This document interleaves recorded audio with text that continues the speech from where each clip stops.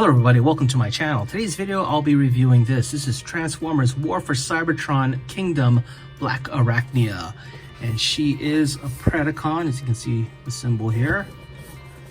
Very nice box art here in the front, and if you look closer you can see Waspinator, Dinobot, and Scorponok there. And here she is in her spider mode, which looks like the Nemesis over here. So the side of the box and the back of the box where she transforms in 20 steps. Hey, let's take her out of the box. Here's Blackarachnia out of the package. She comes with her instruction sheet,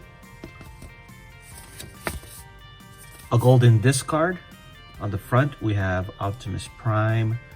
Not sure if it's showing very well. And on the back you can see the golden disc. And if you peel it,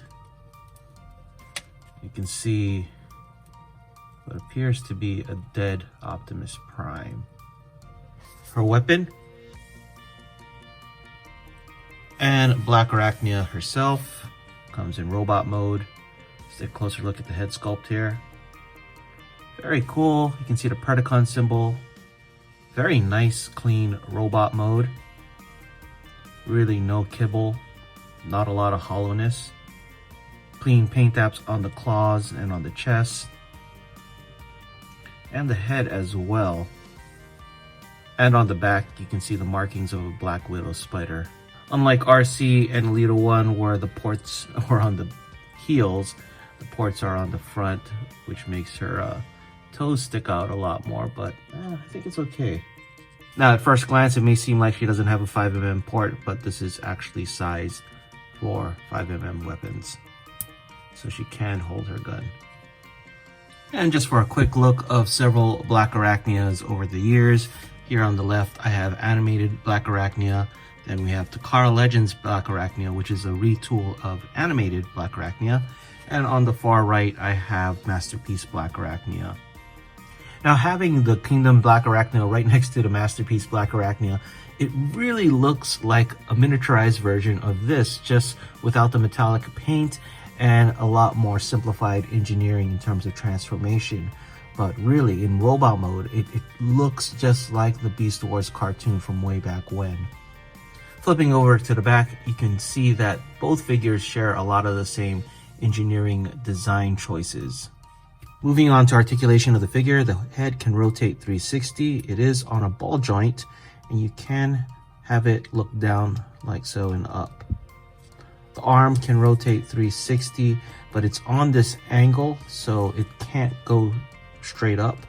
It can lift at the shoulder this high, can rotate at the elbow 360, can bend at the elbow this much. No wrist articulation on the claws, no waist articulation. The legs can kick this far up, this far back, can rotate 360 at the thigh, can bend this far back, has ankle tilt, and the feet can move up and down this much.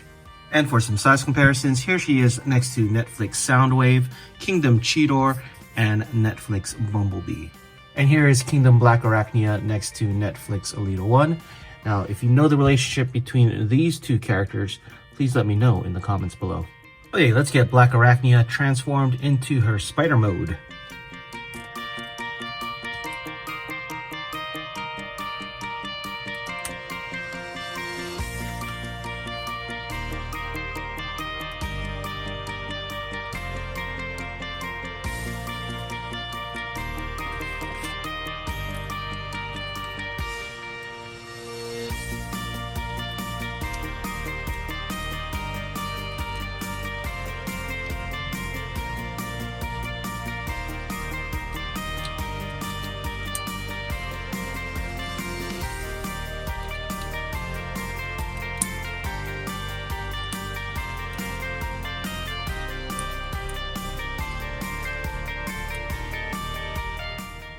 Now, one thing I wanted to note in transformation, there is a step where you have to lift this piece up and untab it from this little clip here.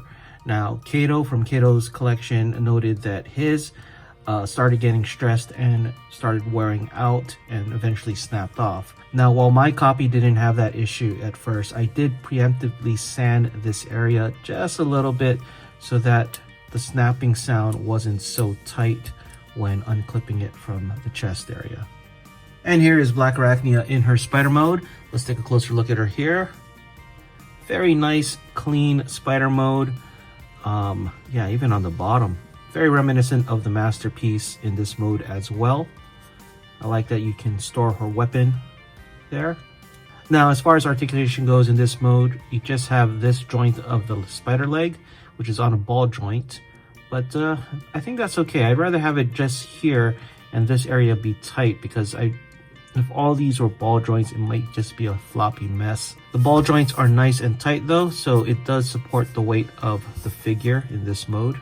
And I think having articulation on this joint is the major area it needs articulation for it to have proper spider poses. And just to highlight how tight these joints are, here is Blackarachnia attacking Netflix Soundwave, and she can hold on to him. And for some size comparisons in this mode, here is Blackarachnia next to Siege Mirage and Kingdom Warpath. Okay, let's get Blackarachnia back to robot mode for my final thoughts. So my final thoughts on Kingdom Blackarachnia. Well, just like Kingdom Cyclonus, I really think this is the best mainline version of this character that we have gotten so far. A lot better than the original Beast Wars version, the animated version, and the Takara Legends version, which was a retool of animated Blackarachnia.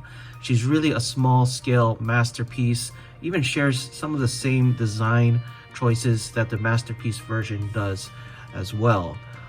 Just a lot more simplified and a little bit less articulation. So speaking of articulation, that's probably the biggest negative with this figure. She lacks waist articulation, but personally I'm okay with it.